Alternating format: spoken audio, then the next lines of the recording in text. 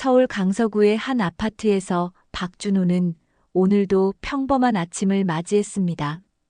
출근 준비를 하는 준호의 모습은 언제나처럼 조용하고 익숙했죠. 세수를 하고 정장을 입는 동안에도 준호의 표정은 담담했습니다. 하지만 준호의 마음속 깊은 곳에는 이미 몇 달 전부터 시작된 불안감이 자리 잡고 있었어요. 아내 서윤의 일상이 조금씩 달라지기 시작한 건 대략 석 달 전부터였습니다. 처음에는 작은 변화들이었기에 준호도 크게 신경 쓰지 않으려 했죠. 그런데 시간이 지날수록 그 변화들은 점점 더 뚜렷해졌습니다. 서윤은 외출 빈도가 눈에 띄게 늘어났어요. 이전에는 주말에도 집에서 편하게 지내는 걸 좋아했던 아내였는데 요즘은 평일 저녁에도 자주 외출을 했습니다. 화장과 옷차림도 완전히 달라졌죠. 예전보다 훨씬 세련되고 화려해진 모습이었어요. 새로운 화장품들이 화장대에 하나둘씩 늘어났고 옷장에는 준호가 한 번도 본 적 없는 옷들이 걸려 있었습니다.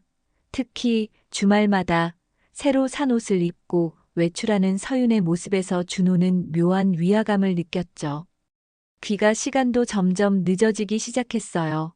저녁 7시면 집에 돌아오던 서윤이 요즘은 10시가 넘어서야 돌아오는 날이 많았습니다. 준호가 언제 들어오냐고 물으면 서윤은 늘 비슷한 대답만 했어요. 외주 프로젝트 때문에 회의가 길어졌다거나 팀원들과 저녁 식사를 했다는 시기였죠. 처음에는 그 말을 믿으려 했습니다. 실제로 서윤은 프리랜서 디자이너로 일하고 있었고 외주 프로젝트를 여러 개 진행하고 있었으니까요. 하지만 매번 똑같은 핑계가 반복되자 준호는 의심을 품기 시작했습니다. 가장 준호를 불안하게 만든 건 따로 있었어요. 부부 사이의 대화가 거의 사라져버린 겁니다. 예전에는 퇴근 후 함께 저녁을 먹으며 서로의 하루를 나누곤 했는데 요즘은 그런 시간 자체가 없었죠. 서윤은 준호가 말을 걸어도 짧게 대답하고는 휴대폰만 들여다봤습니다. 식사 시간에도 말없이 빠르게 먹고 자기 방으로 들어가 버리기 일쑤였어요. 준호는 이런 변화들이 단순히 일이 바빠서 그런 건지 아니면 다른 이유가 있는 건지 혼란스러웠습니다. 준호가 다가가려 할 때마다 서윤은 한 걸음씩 멀어지는 것만 같았죠. 더욱 마음을 무겁게 만든 건 부부관계가 완전히 끊긴 것이었습니다. 이미 넉 달째 아내와의 신체적 접촉조차 없는 상황이었어요. 예전에는 자연스럽게 이어지던 부부간의 친밀함이 어느 순간부터 완전히 사라져버렸죠. 준호가 다가가려 하면 서윤은 피곤하다는 핑계로 등을 돌렸습니다. 주말에도 각자의 방에서 시간을 보냈고 같은 공간에 있어도 서로 다른 세계에 사는 것처럼 느껴졌어요. 이런 상황이 계속되면서 준호의 마음속에는 확신에 가까운 의심이 자리 잡기 시작했습니다. 준호는 사실 이미 어렴풋이 알고 있었어요. 아내의 변화가 무엇을 의미하는지 말입니다. 외출이 잦아지고 화장이 진해지고 귀가가 늦어지는 것. 그리고 남편을 피하는 모든 행동들이 무엇을 뜻하는지 준호도 충분히 짐작할 수 있었죠. 하지만 직접적인 증거가 없는 상황에서 성급하게 문제를 제기하고 싶지 않았습니다. 만약 자신의 의심이 틀렸다면 오히려 부부 관계에 더 큰 금이 갈 수 있었으니까요. 그래서 준호는 조용히 상황을 지켜보기로 했습니다. 마음속으로는 이미 균열이 시작되었지만 겉으로는 아무렇지 않은 척 일상을 유지했어요. 준호는 혼자서 이 모든 불안과 의심을 감당하며 가정을 지키기 위해 침묵을 선택했습니다. 그날도 평소처럼 퇴근길에 준호는 아파트 경비실을 지나치게 되었습니다. 경비실 앞을 걸어가던 중 우연히 모니터 화면이 눈에 들어왔어요. 여러 개의 CCTV 화면이 분할되어 보이는 모니터였죠. 준호는 무심코 그 화면을 보다가 순간 발걸음을 멈췄습니다. 화면 속에 서윤의 모습이 보였거든요. 그런데 서윤은 혼자가 아니었습니다. 낯선 남성과 함께 지하 주차장 쪽으로 걸어가고 있었죠. 두 사람의 거리는 생각보다 가까웠고, 서윤의 표정은 준호가 집에서 보던 무표정한 얼굴과는 완전히 달랐습니다. 준호는 그 장면을 보는 순간 가슴이 철렁 내려앉는 느낌을 받았어요. 하지만 겉으로는 아무렇지 않은 척하며 경비실을 지나쳤습니다. 엘리베이터를 타고 집으로 올라가는 동안 준호의 머릿속은 복잡해졌죠. 방금 본 장면이 우연일 수도 있다고 생각하려 했지만 서윤의 환한 표정이 자꾸만 떠올랐습니다. 집에서는 한 번도 보지 못했던 그런 밝은 미소였거든요. 준호는 집에 도착해서도 한동안 현관에 서 있었어요. 문을 열고 들어가야 하는데 발이 떨어지지 않았습니다. 며칠 후 준호는 우연히 서윤의 노트북을 보게 되었습니다. 서윤이 샤워를 하는 동안 거실 소파에 놓인 노트북이 켜져 있었어요. 원래라면 그냥 지나쳤겠지만 이번에는 달랐습니다. 준호는 잠시 망설이다가 노트북 화면을 들여다봤죠. 자동 백업된 메시지 파일들이 폴더에 정리되어 있었습니다. 준호는 떨리는 손으로 최근 몇 달간의 백업 파일을 열어봤어요. 그리고 그곳에서 특정 남성과의 지속적인 연락 패턴을 발견하게 되었습니다. 정영도라는 이름이었죠. 메시지 내용 자체는 겉으로 보기에 업무적인 것들이 대부분이었습니다. 프로젝트 진행 상황이나 디자인 시안에 대한 이야기들이었어요. 하지만 준호가 주목한 건 연락 빈도와 시간대였습니다. 거의 매일 연락이 오갔고, 특히 저녁 시간대와 주말에 주고받은 메시지들이 상당히 많았어요. 업무적인 내용이라고 하기에는 너무 잦은 빈도였죠. 또한 메시지를 주고받는 시간이 서윤이 늦게 귀가하는 시간과 정확히 일치했습니다. 준호는 파일들을 천천히 살펴보며 패턴을 분석했어요. 명시적으로 외도를 드러내는 메시지는 없었습니다. 서로 사랑한다거나 만나자는 직접적인 표현은 어디에도 없었어요. 아마도 서윤도 증거가 남는 것을 조심했던 것 같았습니다. 하지만 준호에게는 이미 충분한 정황이었죠. 매일같이 연락하고 자주 만나며 감정을 나누는 관계라는 게 너무나 명확했습니다. 특히 서윤이 준호에게 외주 프로젝트 회의 때문에 늦는다고 말했던 날들이 정영도와의 메시지가 집중된 날들과 일치했어요. 준호는 모든 퍼즐이 맞춰지는 걸 느꼈습니다. 그날 밤 서윤이 샤워를 마치고 나왔을 때 준호는 이미 자기 방으로 들어가 있었어요. 침대에 누워 천장을 바라보며 준호는 많은 생각을 했습니다. 당장 아내를 다그쳐서 사실을 확인하고 싶은 마음도 있었죠. 하지만 준호는 그러지 않았습니다. 아직 결정적인 증거가 없었고, 서윤이 모든 걸 부인하면 오히려 상황이 더 복잡해질 수 있었으니까요. 무엇보다 준호는 감정적으로 폭발하고 싶지 않았습니다. 냉정하게 상황을 정리하고 확실한 증거를 모은 후에 행동하고 싶었어요. 준호는 며칠 동안 아무 일 없다는 듯 일상을 이어갔습니다. 서윤과 마주칠 때도 평소와 다름없이 행동했죠. 하지만 마음속으로는 계속해서 관찰하고 있었어요. 서윤의 외출 시간과 귀가 시간을 체크했고, 휴대폰을 보는 빈도도 유심히 살폈습니다. 준호는 분노보다도 가정을 지켜보려는 마음이 더 컸어요. 어쩌면 서윤이 스스로 돌아올 수도 있다는 희망을 아직 완전히 버리지 못한 것이었습니다. 준호는 혼자서 모든 걸 감당하며 조용히 기다리기로 했습니다.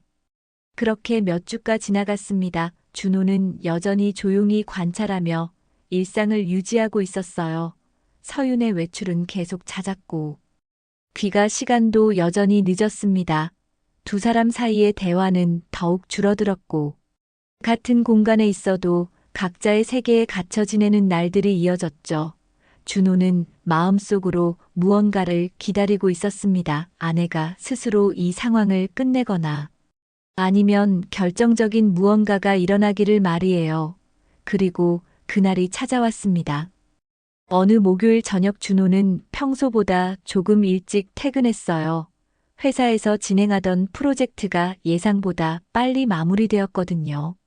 집에 도착한 시간은 저녁 6시 30분쯤이었습니다. 현관문을 열고 들어서는 순간 준호는 이상한 정적을 느꼈어요. 평소에는 서윤이 집에 있을 때 음악 소리나 요리하는 소리라도 들렸는데 오늘은 너무 조용했습니다. 준호는 신발을 벗으며 안쪽을 살폈죠. 거실에 불이 켜져 있었고 서윤의 가방이 소파에 놓여 있었습니다. 준호가 거실로 들어서자 식탁 위에 놓인 서류 봉투가 눈에 들어왔습니다. 흰색 봉투였는데 그냥 우편물 같지는 않았어요. 준호는 천천히 다가가 봉투를 집어들었습니다. 봉투는 열려 있었고 안에는 몇 장의 서류가 들어 있었죠. 준호가 서류를 꺼내 펼쳐보는 순간 숨이 멎는 것 같았습니다. 이혼 서류였어요. 협의 이혼 신청서와 재산 분할에 관한 서류들이었습니다. 서류 위에는 서윤의 이름 옆에 이미 도장이 찍혀 있었고 준호의 이름 옆은 비어 있었죠. 바로 그때 서윤이 안방에서 나왔습니다. 준호와 눈이 마주치자 서윤은 잠시 멈칫했지만 곧 담담한 표정을 지으며 다가왔어요. 서윤은 준호가 들고 있는 서류를 보며 입을 열었습니다. 이혼하고 싶다고 말했죠. 더 이상 함께 살 수 없을 것 같다는 말도 덧붙였습니다. 준호는 서류를 내려다보며 아무 말도 하지 않았어요. 서윤은 계속해서 말을 이어갔습니다. 감정이 식었고 결혼 생활이 힘들다는 이야기였죠. 하지만 구체적으로 준호의 어떤 잘못을 말하지는 않았습니다. 서윤은 자신이 오래전부터 혼자 힘들어했다고 말했어요. 준호가 일만 생각하고 자신에게는 관심이 없었다는 시기였습니다. 대화가 없고 함께하는 시간이 없어서 외로웠다고도 했죠. 준호는 그 말들을 들으며 허탈한 웃음이 나올 뻔했습니다. 대화가 없었던 건 서윤이 먼저 피했기 때문이었고 함께하는 시간이 없었던 것도 서윤이 계속 외출했기 때문이었으니까요. 하지만 준호는 그 말들에 반박하지 않았습니다. 서윤의 변명을 들으며 준호는 오히려 차분해졌어요. 이제 모든 게 명확해졌다는 생각이 들었습니다. 준호는 서류를 다시 식탁 위에 내려놓으며 서윤을 바라봤습니다. 서윤의 표정에는 미안함보다는 해방감 같은 게 어려 있었어요. 준호는 그 표정을 보며 확신했습니다. 아내는 이미 마음이 완전히 떠났고 새로운 삶을 준비하고 있다는 걸 말이죠. 준호는 조용히 물었습니다. 정말 이혼하고 싶은 거냐고요. 서윤은 고개를 끄덕였습니다. 그리고 서로를 위해서 이렇게 끝내는 게 맞다고 덧붙였죠. 준호는 더 이상 아무 말도 하지 않았습니다. 그저 고개를 끄덕이고는 자기 방으로 들어갔어요. 방문을 닫고 침대에 앉은 준호는 깊은 한숨을 내쉬었습니다. 충격보다는 묘한 허탈함이 먼저 밀려왔어요. 그동안 어렴풋이 알고 있었던 사실이 드디어 현실로 드러난 것이었습니다. 준호는 이제 더 이상 기다릴 필요가 없다는 걸 깨달았죠. 아내가 먼저 이혼을 꺼낸 순간 모든 게 명확해졌습니다. 서윤이 자신의 잘못을 숨기며 이혼을 제안하는 방식 자체가 준호가 느껴온 모든 위화감을 확신으로 바꿔놓았어요. 준호는 이제 행동할 때가 왔다고 생각했습니다. 다음 날 토요일 아침 준호는 대학 동기인 최도현에게 연락했습니다. 도현은 형사로 일하고 있었고 준호와는 10년 넘게 친하게 지내온 사이였죠. 준호는 만나서 이야기하고 싶다고 했고 도현은 흔쾌히 응했습니다. 두 사람은 오후에 한적한 카페에서 만나기로 약속했어요. 준호는 집을 나서며 서윤에게 친구 만나고 온다고만 짧게 말했습니다. 서윤은 고개만 끄덕였고 준호의 눈을 마주치지 않았죠. 카페에 도착했을 때 도현은 이미 자리에 앉아 있었습니다. 준호를 보자마자 도현은 무언가 심각한 일이 있다는 걸 알아챘어요. 준호의 표정이 평소와 달리 무거웠거든요. 커피를 주문하고 자리에 앉은 준호는 한참 동안 말을 꺼내지 못했습니다. 도현은 재촉하지 않고 조용히 기다려줬죠. 준호는 천천히 입을 열었습니다. 아내가 어제 이혼 서류를 내밀었다고 말했어요. 도연의 표정이 굳어졌습니다. 준호는 그동안 있었던 일들을 차근차근 설명하기 시작했습니다. 석 달 전부터 시작된 서윤의 변화들을 이야기했어요. 외출이 잦아진 것, 화장과 옷차림이 달라진 것, 귀가 시간이 늦어진 것, 부부간의 대화가 사라진 것, 그리고 넉 달째 이어지고 있는 부부관계의 단절까지 모든 걸 털어놓았습니다. 아파트 경비실에서 본 CCTV 화면 이야기도 했고, 서윤의 노트북에서 발견한 백업 파일 이야기도 했죠. 정영도라는 남성과의 잦은 연락 패턴도 설명했습니다. 도연은 준호의 이야기를 들으며 진지한 표정으로 고개를 끄덕였어요. 준호의 말이 끝나자 도연은 잠시 생각에 잠겼다가 입을 열었습니다. 이미 충분한 정황이라고 말했죠. 하지만 법적으로 확실한 증거를 확보하려면 좀 더 구체적인 자료가 필요하다고 조언했습니다. 도연은 준호가 지금까지 너무 감정적으로 참아왔다고 지적했어요. 이제는 냉정하게 현실적인 조치를 취해야 할 때라고 말했습니다. 준호는 도연의 말을 들으며 고개를 끄덕였습니다. 도연은 구체적인 방법들을 제시하기 시작했습니다. 먼저 아파트 관리사무소에 요청해서 지하주차장 CCTV 영상을 확보할 수 있다고 했어요. 특히 서윤이 늦게 귀가하는 날들의 영상을 모으면 도움이 될 거라고 조언했습니다. 또한 서윤의 신용카드 사용 내역을 확인해 보라고 했죠. 어디서 무엇을 결제했는지, 패턴을 분석하면 외도 정황을 더 명확히 할 수 있다는 설명이었습니다. 그리고 서윤이 말했던 외주 프로젝트가 실제로 존재하는지도 확인해 보라고 덧붙였어요. 도연은 감정적으로 대응하지 말라고 거듭 강조했습니다.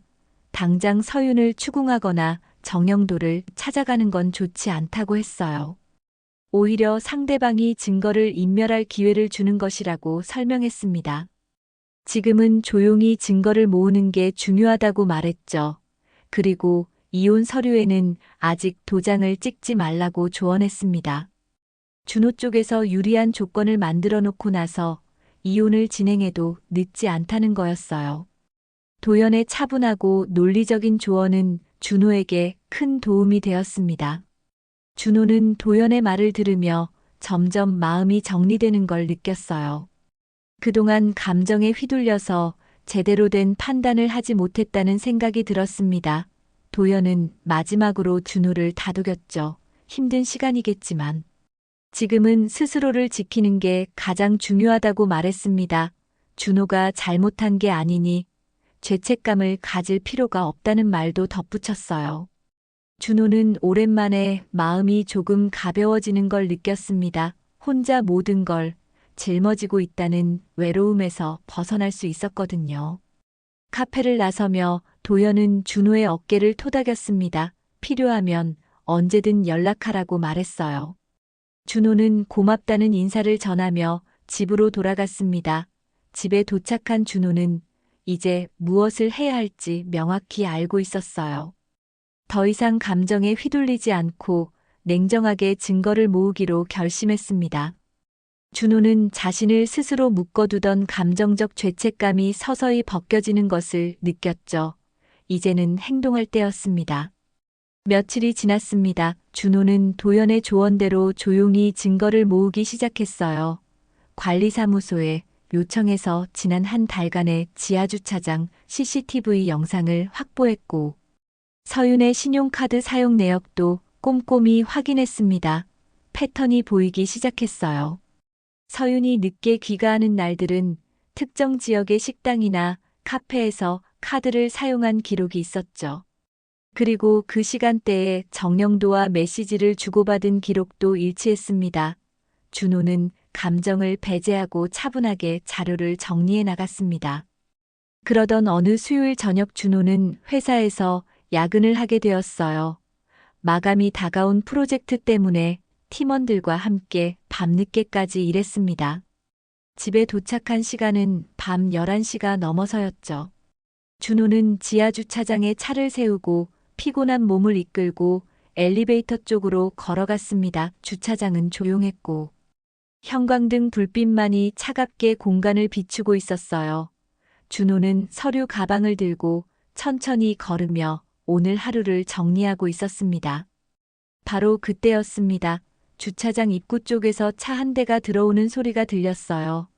준호는 무심코 그쪽을 바라봤습니다. 검은색 세단이었고 차는 천천히 주차 공간을 찾아 움직이고 있었죠. 준호가 있는 곳에서 대략 10m 정도 떨어진 곳에 차가 멈춰 섰습니다. 준호는 별 생각 없이 다시 엘리베이터 쪽으로 고개를 돌리려다가 멈췄어요.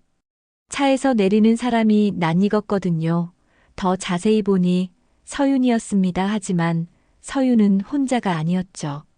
운전석에서 남성이 내렸고 서윤은 조수석에서 내렸습니다. 준호는 본능적으로 기둥 뒤로 몸을 숨겼어요. 두 사람의 모습이 명확히 보이는 위치였습니다. 남성은 정영도였죠. 준호가 서윤의 노트북에서 봤던 그 이름의 주인공이었습니다. 두 사람은 차 문을 닫고 서로를 바라보며 무언가 이야기를 나누고 있었어요. 거리가 너무 가까웠습니다. 연인들처럼 친밀한 거리였죠.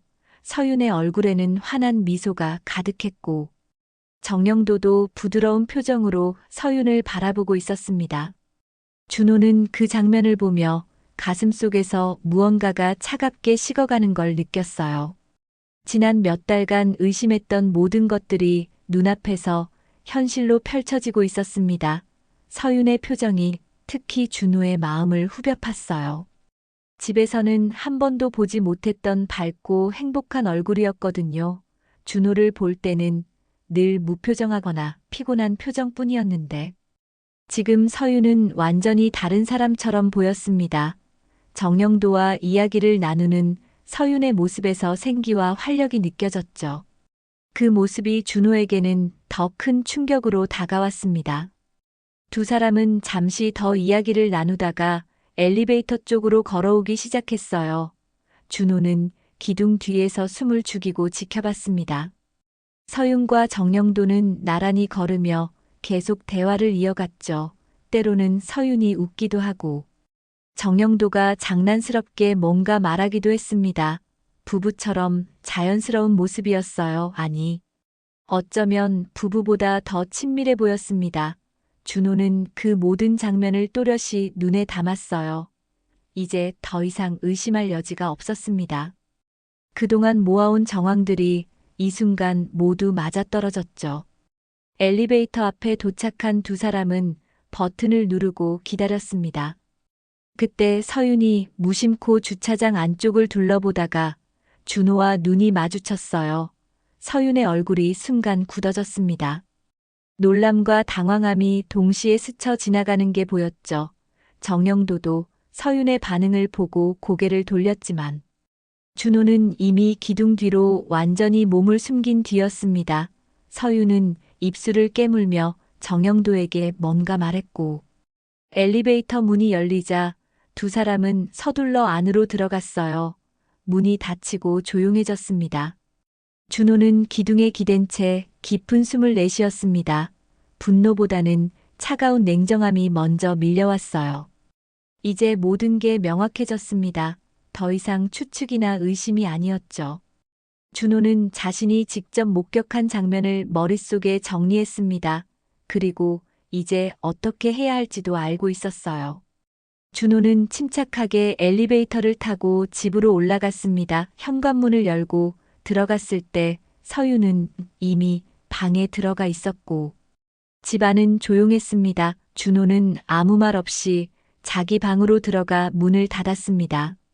며칠이 지났습니다. 준호는 그날 밤 지하 주차장에서 목격한 장면 이후로도 평소와 다름없이 행동했어요. 서윤과 마주칠 때도 아무 일 없다는 듯 담담했고 특별히 추궁하거나 따지지도 않았습니다. 오히려 더 조용해진 것처럼 보였죠. 서윤은 그런 준호의 태도가 불안했을 겁니다. 분명히 자신을 봤을 텐데. 아무 말도 하지 않는 남편이 오히려 더 무서웠을 거예요. 준호는 그동안 도연과 함께 모든 자료를 체계적으로 정리하고 있었습니다. 토요일 오후 준호는 서윤에게 이야기 좀 하자고 말했어요. 서윤은 순간 긴장한 표정을 지었지만 고개를 끄덕였습니다. 두 사람은 거실 소파에 마주 앉았죠. 준호는 차분한 목소리로 입을 열었습니다. 이혼 이야기를 다시 꺼내고 싶다고 말했어요. 서윤은 준호의 얼굴을 살피며 조심스럽게 반응했습니다. 준호의 표정에서 어떤 감정도 읽을 수 없었거든요. 분노도 슬픔도 아닌 그저 담담함만이 느껴졌죠. 그 차가운 냉정함이 서윤을 더욱 불안하게 만들었습니다. 준호는 테이블 위에 파일 하나를 꺼내 놓았어요. 두꺼운 투명 파일이었고 안에는 여러 장의 서류들이 정리되어 있었습니다. 준호는 파일을 펼치며 말하기 시작했죠. 지난 석 달간 서윤의 행적을 정리했다고 말했습니다. 서윤의 얼굴이 창백해졌어요. 준호는 감정을 드러내지 않은 채 차근차근 설명해 나갔습니다. 먼저 아파트 지하주차장. CCTV 영상 기록이 있다고 했어요. 서윤이 정영도와 함께 차에서 내리는 장면들이 여러 차례 찍혀 있다고 설명했죠. 준호는 계속해서 자료들을 보여주었습니다. 서윤의 신용카드 사용 내역도 있었어요. 특정 식당과 카페에서 반복적으로 결제한 기록들이었죠. 그 시간대는 모두 서윤이 늦게 귀가했던 날들과 일치했습니다. 준호는 또한 휴대폰, 백업 파일에서 확인한 정영도와의 연락 패턴도 언급했어요. 거의 매일 연락을 주고받았고, 특히 저녁 시간대와 주말에 집중되어 있었다고 설명했습니다. 업무적인 연락이라고 하기에는 빈도와 시간대가 너무 의심스럽다고 덧붙였죠. 서윤은 아무 말도 하지 못했습니다. 입술이 바르르 떨리고 있었어요.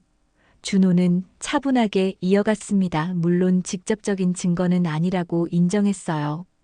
불륜을 명시적으로 증명하는 사진이나 메시지는 없다고 말했죠. 하지만 이 모든 정황들을 조합하면 충분히 설명이 가능하다고 덧붙였습니다. 특히 지난 수요일 밤 11시에 지하주차장에서 서윤과 정영도가 함께 차에서 내리는 걸 직접 목격했다고 말했어요. 그때 두 사람의 거리와 표정을 또렷이 기억한다고도 했습니다. 준호의 목소리는 끝까지 차갑고 담담했습니다. 비난하거나 화를 내지 않았어요. 마치 업무 보고를 하듯 사실만을 나열했죠. 그 태도가 오히려 서윤을 더 크게 흔들었습니다. 서윤은 변명을 시도하려 했어요. 정영도는 그저 외주 팀장일 뿐이고 업무 때문에 자주 만난 것이라고 말하려 했죠. 하지만 말이 제대로 나오지 않았습니다. 준호의 침착한 눈빛 앞에서 어떤 변명도 힘을 잃어버렸거든요. 서윤은 자신이 그동안 상황을 통제하고 있다고 믿었던 게 착각이었음을 깨달았습니다. 준호는 마지막으로 말했습니다. 이혼하자고 먼저 말한 건 서윤이었다고 상기시켰어요. 그리고 준호도 이제 그 의견에 동의한다고 덧붙였죠. 하지만 이혼 조건은 준호가 제시하겠다고 말했습니다. 서윤이 원하는 대로 조용히 협의 이혼을 진행할 수도 있지만 그러려면 재산 분할과 위자료 문제를 공정하게 처리해야 한다고 설명했어요.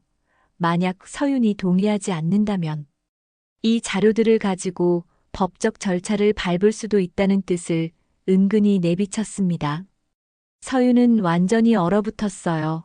그동안 자신이 주도권을 쥐고 있다고 생각했는데 실제로는 모든 게 준호의 손바닥 위에서 정리되고 있었던 겁니다. 준호는 이미 몇 주 전부터 조용히 준비하고 있었고 감정에 휘둘리지 않고 냉정하게 상황을 파악하고 있었죠. 서윤이 먼저 이혼을 제안하며 우위에 섰다고 착각했지만 실제로는 준호가 모든 걸 알고 있었던 겁니다.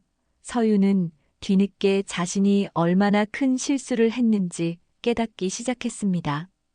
준호는 자리에서 일어나며 생각해보고 답을 달라고 말했습니다. 그날 밤 서윤은 잠을 이루지 못했습니다.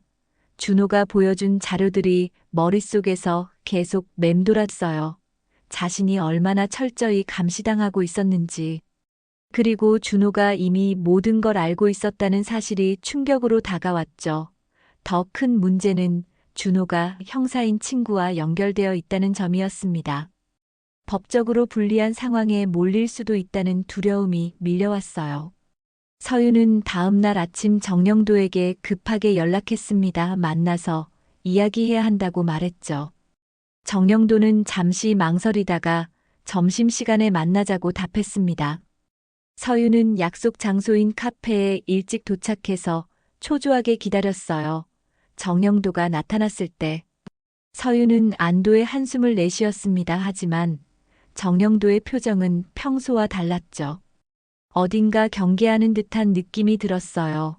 자리에 앉은 정영도는 무슨 일이냐고 물었고 서윤은 남편이 모든 걸 알고 있다고 말했습니다. 준호가 CCTV 영상과 카드 사용 내역, 그리고 연락 기록까지 모두 정리해뒀다고 설명했어요. 특히 지하 주차장에서 함께 있는 모습을 직접 목격당했다는 사실도 털어놓았죠. 정영도의 얼굴이 굳어졌습니다. 잠시 침묵이 흘렀어요. 서윤은 정영도가 자신을 안심시켜주기를 바랐습니다. 함께 이 상황을 헤쳐나가자고 말해주길 기대했죠. 하지만 정영도의 입에서 나온 말은 전혀 달랐습니다. 정영도는 난처하다는 표정으로 말했어요. 자신은 이혼한 상태도 아니고 회사에서의 입지도 생각해야 한다고 했죠.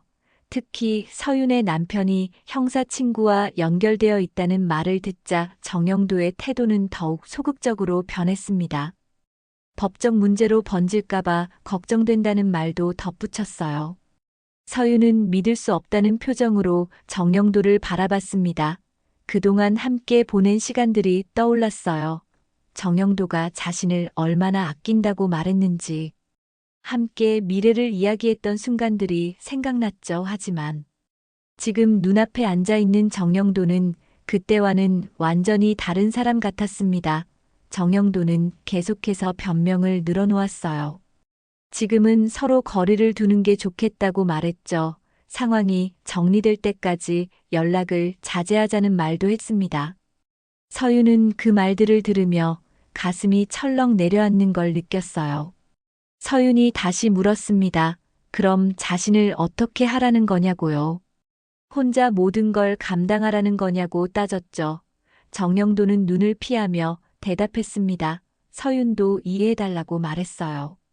자신도 지킬 게 많다고 덧붙였죠. 회사에서의 평판도 있고 가족들도 있다는 시기였습니다. 결국 정영도는 어떠한 책임도 지지 않겠다는 뜻을 분명히 했어요. 서윤이 화를 내자 정영도는 오히려 서윤을 탓했습니다. 남편이 눈치채지 못하게 조심했어야 했다고 말했죠. 모든 게 서윤의 부주의 때문이라는 투였습니다. 서윤은 그 순간 모든 게 무너지는 걸 느꼈어요. 자신이 그토록 믿었던 사람이 가장 필요한 순간에 등을 돌린 겁니다. 정영도는 자신을 지켜줄 생각이 전혀 없었어요. 오히려 서윤을 짐처럼 여기며 빨리 정리하고 싶어 했죠. 정영도는 자리에서 일어나며 마지막으로 말했습니다. 서로를 위해서 이제 그만 만나는 게 좋겠다고요. 그리고는 돌아서서 카페를 나가버렸습니다. 서윤은 혼자 남겨진 채 멍하니 앉아 있었어요. 남편 준호는 이미 마음을 완전히 닫았고 정영도마저 자신을 버리고 떠나버렸습니다. 서윤은 뒤늦게 깨달았습니다. 자신이 모든 걸 잃어버렸다는 사실을 말이죠. 안정적이었던 결혼 생활도 믿었던 상대와의 관계도 모두 사라져버렸어요. 이제 남은 건 준호가 내민 이혼 조건을 받아들이는 것뿐이었습니다. 서윤은 카페를 나서며 눈물을 참았어요. 하지만 눈물보다 더 큰 건 공허함이었죠. 자신이 선택한 길이 결국 자신을 완전히 고립시켰다는 사실이 너무나 명확했습니다. 서윤은 혼자 걸으며 돌이킬 수 없는 선택들을 후회하기 시작했습니다. 이혼 조정 날짜가 잡혔습니다. 법원에서 정한 날은 목요일 오후 2시였어요. 준호는 그날 아침 평소처럼 차분하게 출근 준비를 했습니다. 정장을 입고 넥타이를 매는 동안에도 준호의 손은 전혀 떨리지 않았죠. 오히려 마음이 편안했습니다. 이제 모든 게 정리될 거라는 생각에 오히려 홀가분한 기분마저 들었어요. 준호는 거울 속 자신을 바라보며 깊게 숨을 들이마셨습니다. 그리고 집을 나섰죠. 법원에 도착했을 때 서유는 이미 조정실 앞 복도에 앉아 있었습니다. 준호를 보자 서유는 일어섰어요. 서윤의 얼굴은 창백했고 눈가에는 다크서클이 짙게 드리워져 있었습니다. 지난 며칠간 제대로 잠을 자지 못한 게 분명했죠. 서윤은 준호에게 다가와 조용히 말을 걸려 했습니다. 하지만 준호는 짧게 인사만 하고 조정실 문 앞에 섰어요. 더 이상 나눌 이야기가 없다는 듯한 태도였습니다. 서윤은 입술을 깨물며 준호의 뒷모습을 바라봤습니다. 조정실 안으로 들어가자 조정위원이 자리에 앉아 있었어요. 중년의 여성 조정위원은 두 사람을 번갈아 보며 자리를 권했습니다. 준호와 서유는 테이블을 사이에 두고 마주 앉았죠. 조정위원은 서류를 펼치며 오늘 협의, 이혼 조정을 진행하겠다고 설명했습니다. 재산 분할과 위자료 조건에 대해 양측이 합의했는지 확인했어요. 준호는 차분하게 고개를 끄덕였고 서윤도 작게 고개를 숙였습니다. 조정위원은 조건들을 하나씩 읽어나가기 시작했죠. 재산 분할은 법적 기준에 따라 공정하게 나누기로 했습니다. 준호는 과도한 요구를 하지 않았어요. 다만 서윤의 외도 정황을 고려해 위자료 조항을 포함시켰죠. 큰 금액은 아니었지만 서윤의 잘못을 인정하는 상징적인 의미가 있었습니다. 조정위원이 모든 조건을 설명하는 동안 준호는 한 번도 서윤을 쳐다보지 않았어요. 그저 서류만 응시하며 조용히 듣고 있었습니다. 서윤은 몇 번이나 준호를 바라봤지만 준호의 시선은 끝내 서윤에게 닿지 않았죠. 조정위원이 마지막 확인을 마치고 서류를 내밀었습니다. 양쪽 모두 도장을 찍으면 조정이 성립된다고 설명했어요. 준호는 주머니에서 도장을 꺼냈습니다. 그리고 단 1초의 망설임도 없이 서류 위에 도장을 찍었죠. 인주에 묻은 도장이 서류에 닿는 순간 또렷한 붉은 인형이 찍혔습니다. 준호는 도장을 다시 주머니에 넣고 조용히 자리에 앉아 있었어요. 이제 서윤의 차례였습니다. 서윤은 떨리는 손으로 도장을 꺼냈습니다. 하지만 쉽게 찍지 못했어요. 손이 공중에 멈춰 있었죠. 서윤은 준호를 바라보며 입을 열었습니다. 정말 이렇게 끝내야 하는 거냐고 물었어요. 다시 한번 생각해 볼 수 없냐고 말했습니다. 자신이 잘못했다는 걸 인정한다고도 했죠. 시간을 주면 다시 잘해보고 싶다는 말도 덧붙였습니다. 서윤의 목소리는 떨리고 있었고 눈가에는 눈물이 맺혀 있었어요. 뒤늦게 찾아온 후회가 서윤을 짓누르고 있었습니다.